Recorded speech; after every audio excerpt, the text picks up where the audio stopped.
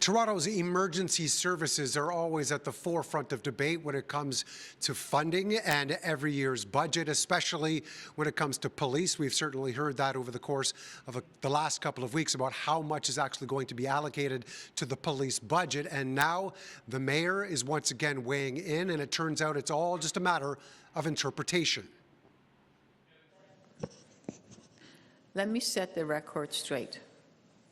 The Toronto Police are receiving millions more on the budget. There's no cuts. We had an 18% increase in calls. In the latest round of he said, she said, Mayor Olivia Chow is shooting back at claims from Police Chief Myron Demkew that the service's proposed budget would be cut this year. The request from police was an additional $30 million. The reported increase would be more than $18 million, for a total of $1.35 billion. Although the mayor is now doubling down, suggesting the amount is even higher when excluding ongoing COVID measures and tapping into reserve funds. Minimum of $35 million plus other parts that are included in their budget. The Toronto Police Union has also been involved in the fight and gone to the degree of producing ads, claiming, among other things, response times would be impacted without more money. Any units available to attend? Any units clear to attend? That debate also comes at a time when the Toronto Paramedics Union continues to call for more investment as a result of ongoing staffing and workload issues.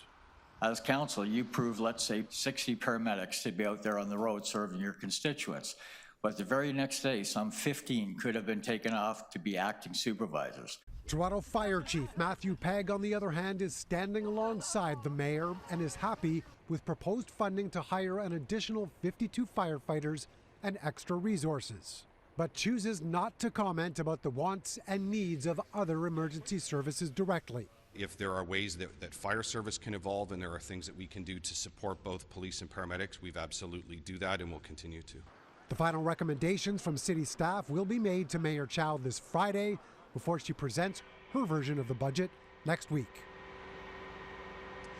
All while this year's budget is being discussed, there are actually some discussions going on right now about future taxes and levies. In fact, next week there's going to be talk of a foreign buyers tax when it comes to properties and the housing crisis in this city. That's going forth to the mayor's executive committee next week, with the possibility of that tax going forward in January 2025.